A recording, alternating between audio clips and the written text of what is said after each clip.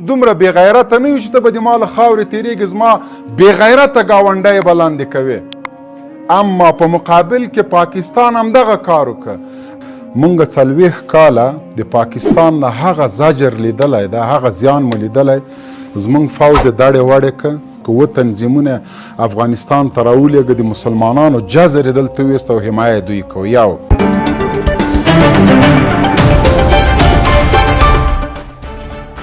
مهاجرین په عموم کې که پاسپورت لري، که هلته سټیزن کارډ لري، که هلته بغیر پاسپورټه دي، برخورد له ټولو سره یو شان روان ده، رشوت له ټولو نه اخیستل کیږي، اداري فساد له ټولو.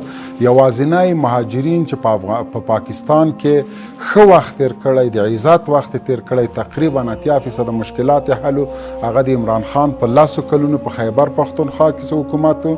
افغان مهاجرین پرویز خټک وزیر اعلی او کدابلو افغان مهاجرینو ته په قانوني سترګه کتل کېده او 3.5 کال په مرکز کې حکومت و. نو په ټول پاکستان کې د افغان مهاجرینو سره هغه برخورد کېده کوم چې نړیوال قوانین لري. ګوره حسن خان د چې ما کومې خبرې وکړلې دا د ده د خبرو جواب ما ورکړه چې څه وایي هغه به اورې. قسم په خدای تر 3 میاشتو مخکې پورې افغان مهاجرینو ته په فرضي کرښه اجازه نه وه چې افغانستان ته کورونه راوړي. وسم بغیر تذکرې، بغیر ویزې، بغیر پاسپورت افغان مهاجر نه پرېږدي چې افغانستان ته راسي. په دغه یونیسیار چې کوم کارډونه ورکړي په دغه کارډو افغانان نه پرېږدي چې افغانستان ته راشي. نو افغانان خپله کډه په پیایي کې راوړي، هغه خو هم تاواني سوی ده. اوس یو جینه بل چې ته تللی نسي، مجبوره چې راسې په هوا کې څوک په قرض کې کېننئ.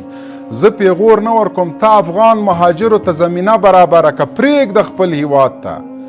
دا چې هغه راځي که نه راځي د په زوره ویستلو حق ته نه لري. هلته هغه بزنس کوي، تجارت کوي، ټاکس ورکوي. دغه ملامتونکي د سود په بدله کې د قرضې اخیستې افغانانو در سره وګایي کې دغه سود کې ټیکس درکوي، دغه پیسې دغه هر شی درکوي افغانان. نو مونږ که فاصلې ختمو په دې رقم خو نه ختمیږي چې ته د میوو په وخت کې لار بندوه.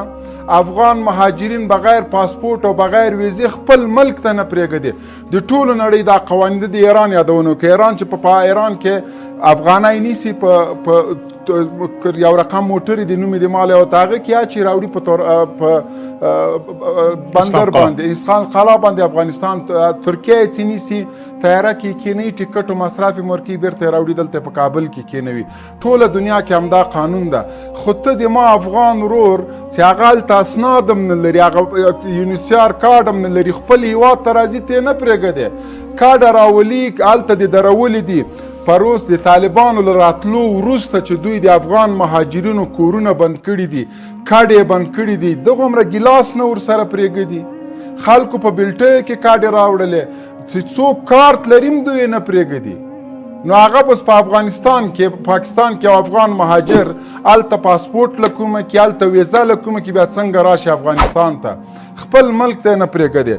بل د دې خویندو خبرې وکړه حسن خان صاحب، ما 100 وارې درته ویلي دي، بیا هم درته وایم فاصلې داسې نه ختمیږي چې دا ته وایې دلته د ما خویندې پرتې دي، د ما فلان پراته دي. وروره ما درته ویلې چې راشن دې م غلا کړی، اوس زه بې غیرته ته چې بې غیرته ونه وایم څه شی ورته ووایم؟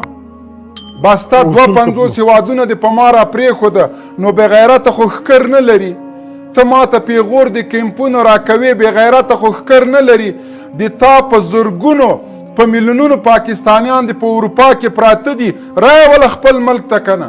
په میلیونونو پاکستانیان د په عربو کې پراته دي، ویسه خپل ملک ته که نه. د ما افغانان خو چې خارج ته ځي د کار دپاره ځي، پاکستانیان خو د غلا د کیسهبورۍ د سوال دپاره ځي. غلطه خبره. اصول همدا ګوره، اصول دی په نرمه کې ګوړه کې زهر راکوي. حسن خان صاحب نور موږ په ګوړه کې زهر نه خورو، تنا ګوړه خورو زهر بیرته درلیږو. افغانانو تغییر کړی، افغانستان تغییر کړی. همدغه خبرې د دوی حکمرانان کوي. دغلته د مذاکراتو په منځ کښېني، تم همارې بایی یې، ته د ما زړه یې، ته موږ او تاسو مسلمانان یو. دومره به درته رانږدې سي چې له همغه مجلس نه ووځې، خپکن یې دلته ایښی په دې څټ کې درته ږدي. قسم په خدای که افغانان هغه وخت پاکستانیان د موږ دوستان کېږي نه. تا ویلې اړیکې څنګه ښه کېږي؟ زه درته وایم اسانه طریقه قوشتېپې کانال بند که، د بدخشان دغه واخان بند که، کوریډور سرکونه مه جوړوه، دلته کارخانې مه جوړوه. دلته خو تا یو اقتصادي رشد شروع کړی ده. سیخ ګول ته جوړوې، ګاډر ته جوړوې، موټر تا جوړ کړه، قوشتېپه تا روانه کړې، هغه د واخان هلته روان کړی، خو د ده ګوادر دې غرق که، د سپیک لاره دې ورته غرقه کړه. نو پاکستان څه وکړي؟ مجبوره دښمني به در سره کوي. اسانه حل لاره دغه د سبا د ټول حکومت راجګ سي، ټولې پروژې دې ختمې کړي. موږ به چپس هم له پاکستان نه راوړو، ګوګل به هم راوړو، سیخ به هم راوړو، سیمټ به هم راوړو، مزدور به هم له غجې نه راوړو، خپلې اسلحې، خپل فوج، خپل ټانګونه ټول به ورته اره کړو، پاکستان ته به یې ویسو چې دوی موږ نه هغه به کاملا د امن د ورورګلوۍ د اتفاق او د اتحاد مخالف دي. داسې خبرې ولې څوک رد کړي؟ اما پیغوریزه لهجه چې ده هغه خوند نه کوي. مونږ همدغه خبره چې حسن خان کوي، د پاکستان ملت د مونږ خپل ملت ده، خپل ورونه مو دي. ما ته پنجابی سندی دا هېڅ تفاوت نه کوي. دغه ملت حاکمان په خپل ملت همدغسې یو ورځ راوستی ده. دا تنها نه چې دلته له افغان مهاجرینو سره خپل ملت په دغسې حالت کې ده. مونږ دا وایو چې پاکستان که خپله پالیسي تغییر کړي، آزاده پالیسي اختیار کړي، د افغانستان په حق کې دوی تجارت ته رشد ورکړي، د دواړو ملکونو ترمنځ رفت او آمد، دغه د ویزې سیستم ختم کړي. نن سبا سیستم کمپیوټرایز ده. پاکستانی انجینر دې راسي دلته په کابل کې کار وکړي، زه خو ستونزه نه ورسره لرم. افغانان د لاړ په پېښور کې، د پنجاب کې د کار وکړي، د پنجاب کارخانې دې راوړي دلته د په کابل کې کار وکړي، د سره څوک ستونزه لري.